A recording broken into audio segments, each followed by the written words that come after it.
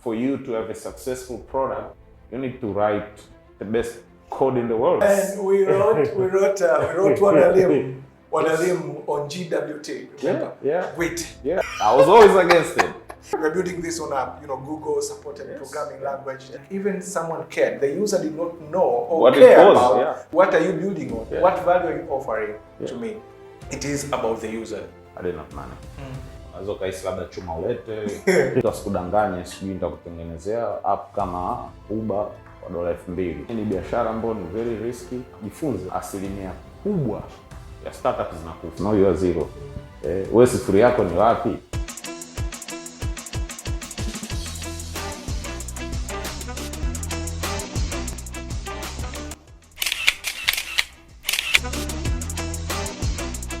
Nice having Ng'winula Kingamkono to the show. Welcome to Be Agile.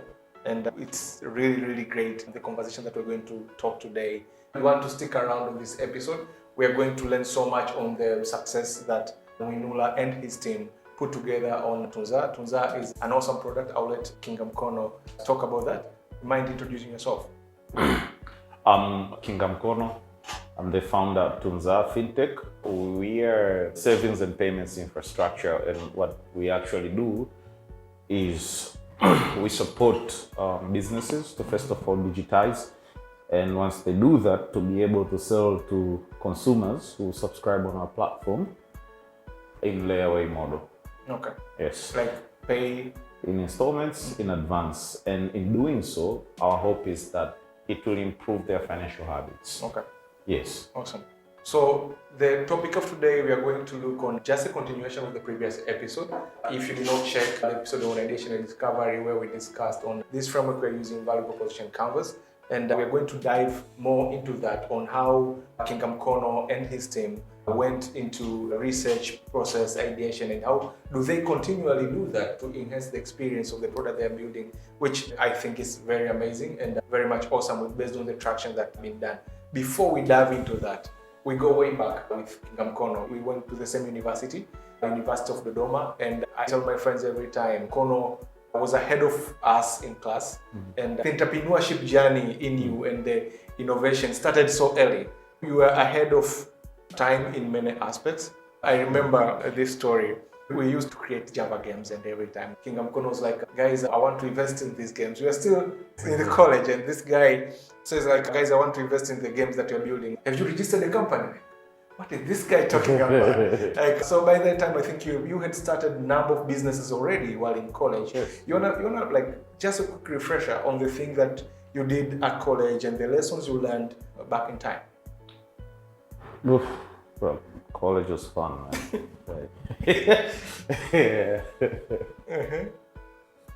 I did a lot of things.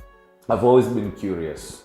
So for me, this is the drive and the energy that made me do whatever that I was doing back in college. Like, how does this work?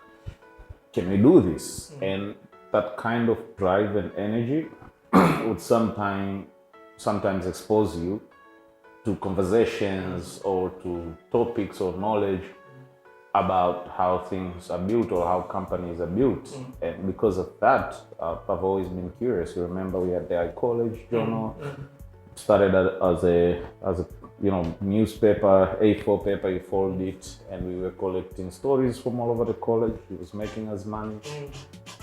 Several other businesses, one of the things I was doing was to install antivirus in computers. You remember this? Yeah. And then we were fixing computers. What was the name of that fixing company? Fix something. Fix something. Yes. So when you're curious, you want to learn how computers work. And so you end up figuring out, okay, so this is how I can fix it, because now you know how it works. So you start to try out different things. And because of this curiosity, then I was involved on all these several things. So for me, it was that back in college. Yeah. So we work together in couple solutions, and for me, the most interesting one is Gumzo. Yes, Gumzo. Gumzo. And like, by the way, we're gonna talk on the way your tricks of naming things. We're gonna learn about that as well. Like Gumzo. Gumzo was voice sharing platform. The way people are using now Clubhouse or Twitter space and everything. Yes, That was yeah. Gumzo. Yes. That was 2015, 2014? 14. 2014. Yeah. That was way ahead of time. Very few people understood about the product. Yes. Right now, people are like, "Hey, we have a Clubhouse. This is a great idea." Yeah. But we worked on that a while back. Yes. Why the lessons, I believe, and challenges that you've gone through building such solution, Gumzo, Wanelim, made like was a stepping stones for you to learn on how to build a better product like Tunzaa. So like you use those lessons back in time, and maybe like a brief on why do you think they did not succeed, beside the timing of the solution. Well, when you look right now in retrospect, the stuff that we used to do back then, it all compounded to the knowledge that I have today, or we have today collectively. And I think you don't see that when you're doing these things, you only see a struggle, like, we can't raise funds, we can't pay for servers, you didn't even know how to prepare a pitch deck. I didn't even know what's a pitch deck. And so that's why I'm saying in retrospect, because right now it makes sense that I had to go through these things. I had to learn how to make a pitch deck, and then you start to understand the important things once you again look back, like, so next time when I want to do something like this, this is how I would go. And then you start to figure things out. They start to make sense. So there's compliance. I have to register. So there's product development. In product development, I have to do designing. I have to talk to consumers.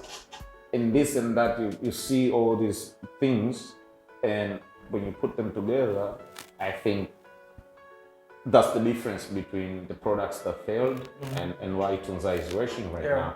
So it's not even about the idea. It could be Tunzaa back then and Gumzo today. But the way I would have approached it then would have been different. But that's just one of the things. But also the market. Like we didn't have back then even startups that raised anything.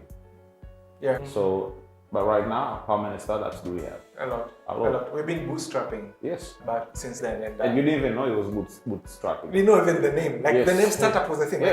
Startup. People you only say you're hustling. Like you didn't even know what you were like. Most of the time, like I had to figure things out on my own, how to pay for domain name. You know, right now you take it for granted, but we had to figure out how to pay for a domain name because you needed a credit card and or like a debit card, like whatever. But we didn't have it like how we have it today.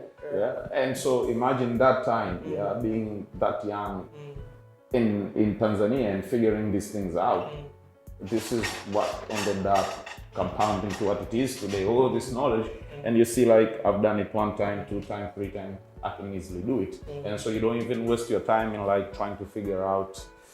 You don't even care about other things because you start to realize it's not even about the complexity of your algorithms that would make something work, even though back then you think this is everything. You start to learn there is more in building a company, and tech is probably like just a little bit. Like when you look at the amount of time you use in running operations, management, all these things, sales, marketing, all these things, versus the amount of time that, and I'm speaking here specifically, the founders that are leading the company, like for example, you guys, Grayson, Jackson, Nelson, the 3 of you, the amount of time that you take in coding is probably less than 20% as compared to the other things.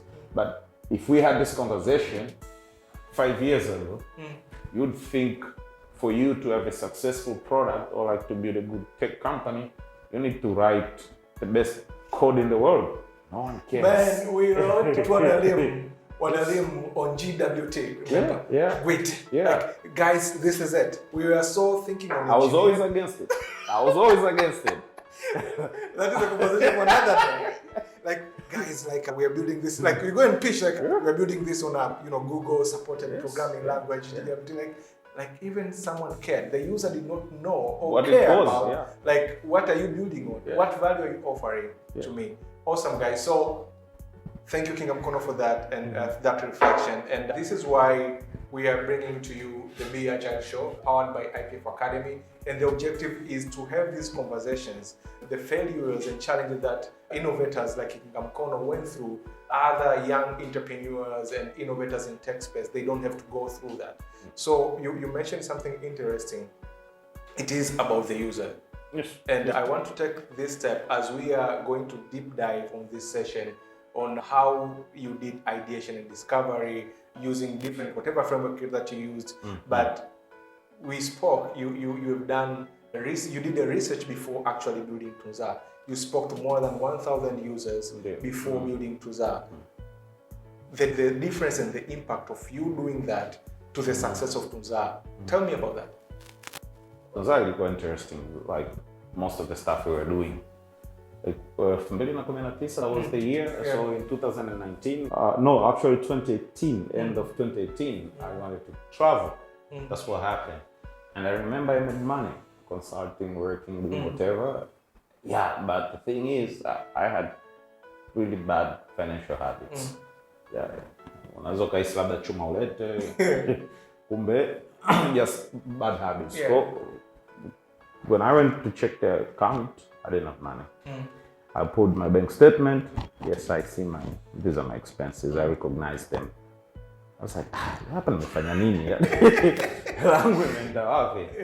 And so come 2019, started to try out different apps. I was just trying out apps. And then eventually, in the beginning of 2019, started to make the first prototype.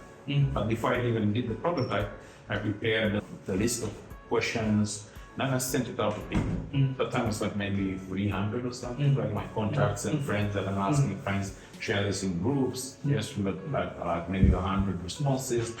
Then I started to take meetings. I still have the first video of the first meeting we did. Yes, yeah. I was still at the first meeting, like just discussing it as an idea. Didn't even have the name. And like just looking into it, talking to people, trying to figure out how do you manage your finances?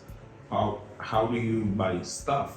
And then figuring this out with them, it was sort of a near link. And then I figured out through conversations, not late, because my friends, you cannot, it will be, no, you can do it, but it will be much more expensive in addition to an And then the next question was, kwa nini watu wanatunza pesa? It's just because they want to buy stuff. Yes, and then started to ask people, like, kwa nini, yani lengo lako ni yapi, what were you planning to buy? And then unamuuliza, kwa nini umeshindwa kununua hivyo vitu? Nakwambia, kuna changamoto hii, struggle, nakwambia hivi na hiki na kile. Baadaye tunawarejea, tuna solution until we figured out what was the issue. And then we built the first prototype, and people loved it. We just wrote a tweet and people liked it. Yes, and then it blew up, like basically from this one tweet. And then 3 days later, somebody bought it and I was like, oh, this is working. And then we started to improve on this version, continue to make it user friendly, like adding contacts, adding about us, making sure everything is ready, registering. And it's been the same thing ever since. It's just a repetition of the same thing. Like we talk to users and try to figure out what are the current challenges that they have right now inside our product. Are they still achieving? We're capturing this information, we're speaking to them. And now they're even doing, I think, like maybe 3 or 4 people, including me sometimes, not every day. We try a total of like 300 calls or something. And so this culture is still there. And then once we figure out from these calls what's happening, what's not working for them, tunarudi mezani, going more. Let's launch this feature. Awesome. We'll go back to that because for me it's like you still ideate, you still discover things from your users and everything. So my question is basically, unajua na number mostly other viewers, they might not be paying attention to what we're talking about here because like, what is this app doing about? Like let's share some traction. I want to hear it from you. I understand there's a recent partnership with Vodacom. Great, and congrats on that. I'm really proud of you with that. Like, what are other traction that Tunzaa got in terms of users and at least number of transactions? We are growing. We are happy with the growth. We are selling, people buying products. People are making purchases, just transactions. Yes, we see the activity on our platform. Okay, awesome. Now we want to go back, taking a step forward. Now, like this is putting it a little bit educational, okay, and trying to imagine like Tunzaa it's not existing now. We're having that conversation until we get to the point where we build Tunzaa, okay. So going back to the structure that we're using, the value proposition canvas is distributed into two segments. There's a customer segment, there's a customer profile, and there's a service and value. That's where Tunzaa will come. Now, profiling the customer, there are three areas that we need to look at: activities and jobs that users get to do basically every day. There are pain points these users go through, and there are gains that they expect. So I want you to go through that. And I have a question for you here. Before building Tunzaa, you spoke with about 1,000 people, correct? Now, could you share the activities of the users that are using Tunzaa now, respectively, and the current student? You spoke about it a little bit. Yourself, you need to travel. And through that routine, you trying to sell and like boom. No, I didn't manage to travel. I wanted to. You wanted to. Okay, Yeah, so those are the hassles and challenges. So you want to let's try to profile that through the activity that people are doing and what are the pain points that they're going through. Prospective Tunzaa users or any other platform that is doing what Tunzaa is trying to do and the gain that they expect. So mtumiaji wa Tunzaa kawaida, changamoto yake kubwa ni kutokufikia malengo akitaka kununua bidhaa. Na ndio hicho ndio kitu cha msingi. Natoka mwanzo kwa tunajaribu kutafakari. Je, leo nataka na kila mtu ana malengo. Leo nataka kuongeza raza kubwa ofisini, lakini pesa unapata kwa kiasi chochote unachokipata. Lakini kila ukitaka kununua kama hiyo meza au kompyuta au simu, jani kwanza unasahau au jambo linaingiliana, mwisho wa siku unashindwa kufikia malengo hayo. Hiyo ndio changamoto kubwa sana kuiaddress. Unaitatuaje? Kwa hiyo kwenye kuzungumza na watumiaji wetu tukaja kuelewa ya kwamba issue kubwa iliyopo ni habits, ni tabia. Sio uwezo pia unachikia, ndio utakuwa na pesa nyingi, lakini kikubwa ni tabia, kwa sababu wapo hata wana mishahara mikubwa na hela nyingi, lakini wanashindwa kufikia malengo yao. Kwa hiyo unatatuaje issue ya tabia? Lazima uangalie vitu vinavyohusiana na tabia. Tukaanza kujaribu kwanza kujifunza sasa psychology ya kuweka pesa imekaa vitu gani. Sasa tunaanza kutoa push reminders ya people see these activity tofauti, hiyo kama game na hiyo tu kabisa. Yes. Kwa hiyo yeye kwa mwisho wa siku sisi ni antifurahia kupata product mbali. Kwamba imefika sasa bwana nilikuwa naitunza bwana kama wiki 3 au miezi 6, bwana nimepata that feeling nimepata. That's it. Yes, we are happy. They are happy, we are happy. Kwa hiyo ndo sababu kubwa na pain point kubwa Tunzaa, na hiyo pia ndo gain kubwa ya watumiaji wa Tunzaa. Awesome. So you had this already documented and kujua kabisa kwamba I'm going to offer this value, this I'm going to solve this based on the research and everything with the product that we have right now. At what percent are we in like solving this? At least you can see the journey ahead. So when you say as a product, the product works. Some watu wanarudi. Mtu ananunua bidhaa zaidi ya moja. Mwingine ananunua zaidi ya 10. That means ile value anaitaka. Lakini kwa upande wa kampuni inaendelea kukua. Kwa bado kuna uhitaji wa bidhaa zinazoenda kufanya kazi, we support idea kwamba sawa huyu tukafika na Tunzaa kununua bidhaa, kipi kingine naweza nikampa, kipi kingine naweza nikamboreshea. Sababu sinazungumza naye raise issue nyingine, wana gharama za delivery, kwa tunaangalia sasa sisi kwa uwezo wetu na vitu ambavyo tunavyo, je, tunaweza kutatua katika njia ipi? Kwa tunajaribu kutatua. Okay. So just to echo back, like going back to the activities. So usual people that are using Tunzaa based on the pain point that they go through, trying to have the dream of purchasing something that they cannot afford kununua. And if they try to at least say to self, mambo ni mengi, matatizo ni mengi, and they will try to spend it one way or another and not accomplishing the goal. Kingamkono himself wasn't able to make that journey. He needed to travel because eventually other activities came in, like like black taxi and many other things that Africans are ecosystem and like lifestyle yetu na ilivyo kwenesh.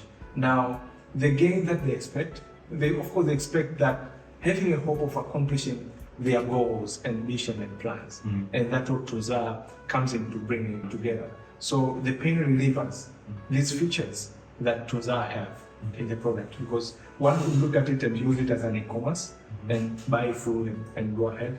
Like based on these pain points, what are the pain relievers that one will find in the Tunzaa product? I guess the fact that they can pay in fractions. Kwa kiasi ambacho anatengeneza, anaweza akalipa kiasi chochote. Kwa hiyo inamrahisishia na inaleta unafuu kwenye matumizi yake. Lakini pia ameingizi kwenye madeni. Ananunua amemaliza. Na ni kitu ambacho kwao inamruhusu kuwa na flexibility au rahisi, sijui Kiswahili cha flexibility.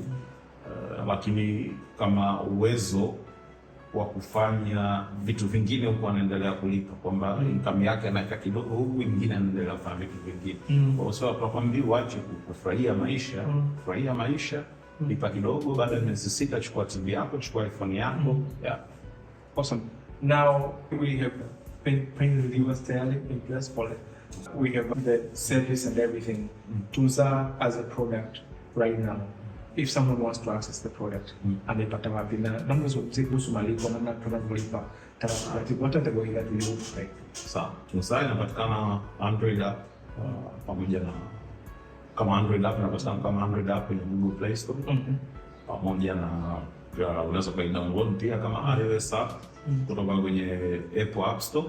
Lakini pia kama ni mtumiaji wa M-Pesa, unaweza kupata Tunzaa ndani ya application ya M-Pesa app. Lakini pia kama unatumia tovuti, unaweza kupata kupitia www.shop.tunzaa.co.tz. Kwa hiyo inapatikana. Au ukiandika hata Google pia Tunzaa utaipata. Ndio. Okay, nice. I said I'm going to come back to the next thing that you said. It goes to Amegumzo, Waneli and everything. And I love the fact, like the artistic way of naming things. We have Tunzaa. What the Tunzaa is Tunzaa Kiswahili, sio kuhifadhi. Yes. What's with the extra A? Because we are awesome. That's it. So the A is an awesomeness. Yes. Awesome. African. It could be anything. It's authenticity. Authenticity and everything. Yeah, okay. But the reason is because the domain name was taken.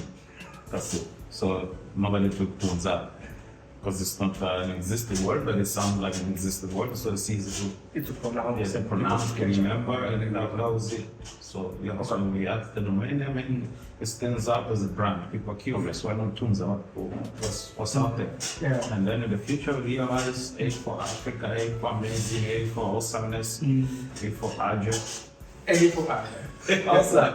What do you advise fellow entrepreneurs, people who are trying to get into the innovation space, trying to build a product? Wrong, you start. So, Why you want many people to suffer? No. Okay. We suffer. We struggle with it.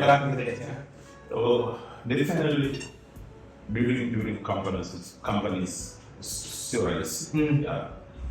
Kwa sababu unakuwa responsible. Yaani wewe ndio unalipwa ujue watu wako wote, mwisho wa mwezi ulipo. Mama cares about you.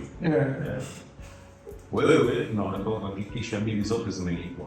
Umeme, kama una compliance, wapi kwa umelipa.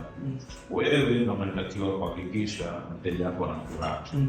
Na pia watu ndio waajiri wana furaha. Kwa kusoma sana. Kwa hiyo sio rahisi, lakini inawezekana. Ila ukiingia, kama unapenda kuingia, unatamani kuingia,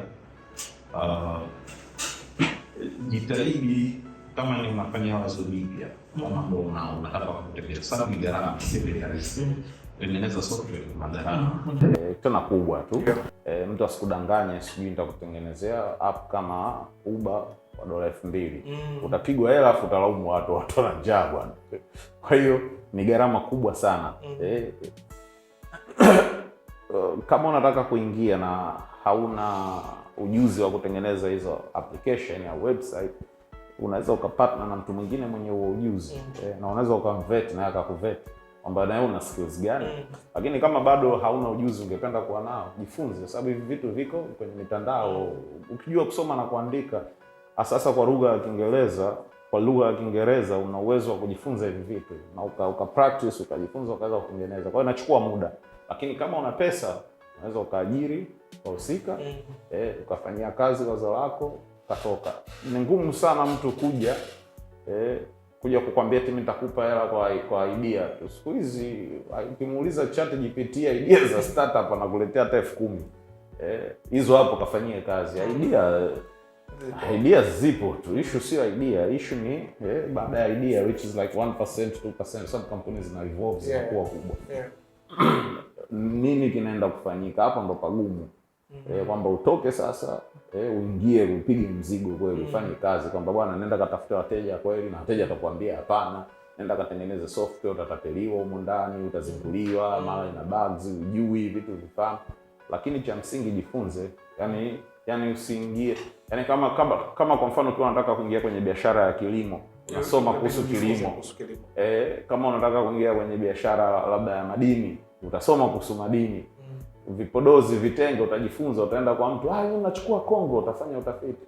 Yaani kinakufanya kwenye complex industry kama tech uhitaji kujifunza. Kwamba ukiingia ni vibes tu umemaliza. No, lazima ukae na vitu vingine ni vigumu, especially kama una ile background, kwa vitakusumbua. Lakini kuna reward. Reward tunaamini, tunaona muda unaochukua kutoka kutengeneza startup na mambo kwa nini kama ukiipatia. Lakini ni biashara ambayo ni very risky, ina gharama kubwa, na asilimia kubwa ya startups zinakufa. Ndio ukweli. Sio kwamba kila mtu ambaye anafanya anatoboa. Nyingi zinakufa, ila kuzisikia sisi tunazisikia ambazo zina survive tu. Sio ndio survival bias, ndio hiyo. Unazisikia tu ambazo zimetoboa. Kwa hiyo ni rahisi kusema startups zinafanikiwa. Lakini ukiangalia, yani sio kitu kirahisi kukifanya. Na kinachukua akili, kinachukua nguvu, kinachukua muda. Kwa hiyo mimi ninachosema tujipange, kuwa na mpango, kwa maana ya kwamba una uwezo wa kugharamia walau vitu basic. Na ili kugharamia vitu basic lazima ujue sifuri yako. You have to know your zero. I always say this, know your zero. Wewe sifuri yako ni wapi? Tunasema 0 to 1. Lakini hatuiongelei zero yako. 0 to 1, 0 to 1 ya mtu ambaye yuko privileged. Ni tofauti na zero ya mtu ambaye hayuko privileged, kwa maana ya kwamba elimu yako ngumu, umepitia kwa shida, au environment sehemu uliopo located inaweza ikakusumbua sana, ndio kawa zero yako. Kwa pengine kabla hata hujaanza kutengeneza startup yako, unachohitaji ni kutoka kwenye mazingira uliopo. Na inabidi uende sasa karibu na hivyo vitu. You're more likely to succeed ukiwa Silicon Valley kuliko ukiwa eneo jingine, kutokana na statistics. Kwa pengine hata kabla hujaanza kufikiria sisemi uende Silicon Valley, usije ukaja kwa mini squat. Mimi nachosema mazingira yako kuyaboresha. Unaweza kuwepo hapa Dar es Salaam, lakini jitahidi kwanza uweze kukava mahitaji yako ya msingi. Chakula, umeme, maji, yani unaweza ukakaa sehemu ukafanya kazi. Kwa sababu kama uwezi kujihudumia wewe, utapata shida kuwahudumia watu unaotaka mfanya nao kazi. Utafanyaje hivyo? Unaweza ukaajiriwa ukatunza hela, unaweza ukafanya fundraising which is really difficult. Nilikuwa naajiriwa kwanza utunze hela. Mimi nilifanya hivyo, niliajiriwa, nilikuwa nafanya kazi, nikahifadhi kidogo hela, nikapoteza, ukarudi tena kwanza kufanya kazi nyingine. Lakini cha msingi jitahidi upate, yani uwe na momentum, kwamba sio mzee stay liquid, yani uwe liquidity. Yani sio hela nyingi ya ajabu, lakini ambayo inakufanya uwe comfortable, ili uweze sasa kufikiria hata mawazo, uweze hata kwa tafakari ya mawazo. Kama unaamka ujue utakula nini mchana, utawaza vipi hizo idea yako ya kwanza wewe, ngoja kwanza nipambane nile. Kwa hiyo ukishaweza kutatua hivyo vitu, ni rahisi kuwa na muda hata wa ziada wa kwanza kutengeneza vitu vingine. Sio, unanielewa? Kwa hiyo so nice, just to echo on that, is don't think it's easy building a product. You see Tunzaa now, jamaa wanapiga hela. It's not easy.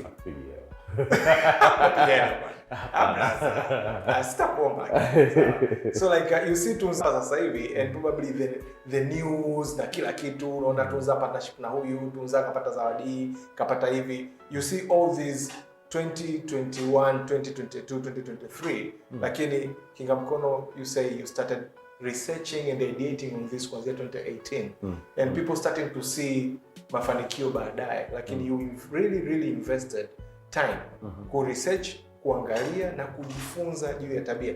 And you have a background in technology na kutengeneza solution. So you did not any coding unajua. Ongeza ukaandika wewe mwenyewe. So you had to invest in learning about people's psychology, behaviors, on saving na kila kitu, wanavyotunza hela, anayepata mshahara anaishije, anayetengeneza hela ya bodaboda anaishije na hiyo hela yake. You had to invest time to learn about that. So if you do not know about tech very much, you need to invest angalau fahamu. Ukienda kulima matikiti inabidi ufahamu kilimo cha matikiti kikoje, dawa gani sahihi, kwa sababu otherwise mkulima atakwambia bwana tuna muda wa mavuno umefika, kwa maana tukatoke mbolea. Hujui utaibiwa. Now for those who are non-technical founders, innovator, this is the show for you. Be agile. We'll be learning every day and doing our best to bring good values from founders and successful innovators, and learning lessons now and then every time. So we're about to wrap up, and we have a Q&A session for people who are watching this, and you have questions for Kingamkono and his team. You have any question regarding building products and everything, feel free to ask those questions below, comment down, and send them to his team, and find a way. Maybe you can take a short and respond quickly about the question. Like, you're not learning anything about his success and struggles that he's going through to build Tunzaa. You need to learn anything about building product. You need to learn anything about be agile. Welcome. Now, there is one question someone asked the other day. John asked a question. I'm going to read it out. Because we discussed about ideation and discovery, John says, how can ideation and discovery, I paraphrase the question so that it's shorter. He wrote a very long question. How can ideation and discovery be effectively conducted for non-service centric solutions like psychology-driven app like TikTok, Facebook, Angry Bird and everything? And he imagined like it be for an Angry Bird innovator going to ask people, so imagine you have a bird shooting pigs, or like they're shooting, and like trying to ideate and asking people, user research on that. Johnny disagreed, like asking people on everything you build is not possible. That could be very true, John, but what I believe is, despite you won't be able to ask someone directly, but all these solutions, they are based on user-centric. So it's not ideally probably not to ask someone, imagine I'm going to build Angry Bird, or imagine someone's going to build TikTok. But the people who build TikTok, they invested time in learning what ticks, what clicks, and what can be able to build these addictions to people to using a product over and over the time. You have anything to add to this? Well, I think this is where prototyping and ideation becomes very interesting. Because some ideas you can explain them without having anything. But what we are saying is use the most affordable ways to do this. Unaweza, kama with your example ya Angry Birds, unaweza ukachora kwenye karatasi. Vision yangu ni hii hapa. Step ya kwanza, step ya pili, mtu akiachia manati ile kaenda kupiga pale, point zinaonekana. Sketch it. Kama uwezi, tell it as a story. And then once you have that, kwa sababu kumbuka, Angry Birds is simply a concept. Vitu vingine vishafanyika. Kwa hiyo sio lazima, yani ukitaka kubuild leo POS, so lazima uulize maswali yote, nataka button ikae wapi, sijui ni nani. No, kuna maswali, labda pengine changamoto kubwa ya POS ni lugha. Labda zote zipo kwa Kiingereza, zinapunguza productivity. Kwa hiyo unaweza ukauliza kwenye engo specific tu. Kwa hiyo lakini ukiwa na prototype inarahisisha conversation zako. Muonekano hapa mnaonaje? Lakini kama unaona product unataka kutengeneza hitaji maswali sawa pia. Yani mwisho siku tutapenda kujifunza pia na sisi wengine. Thank you Kingamkono. Asante sana kwa kuwepo nasi. We are going to add links below to people to be able to download Tunzaa as well. Use the product, share feedback. Kingamkono and his team, they are still ideating and discovering things every day to build a better product. Are there any upcoming goodies, features on Tunzaa? What are you cooking? We're working on some stuff. Should be up in about 2 weeks. And then we'll have another round 2 weeks from that. And then maybe in the next few months, we're using AI to automate some of our core features. Nice. So we will start to do that, like really to have it live, that consumers can have it, especially on customer support, and like basically to improve how we are offering the services to our consumers. Awesome. So we'll have some features coming up. Nice. Thank you guys. This is Be Agile. You know what to do. Do all the YouTube things, subscribe, like, share. And if you found this valuable and you believe that someone can be able to learn from what we've learned here from Kingamkono and his team, share the link, forward it to anyone we believe can be able to learn this. Thank you very much, Kingamkono. Until next time. Cheers, man. Thanks.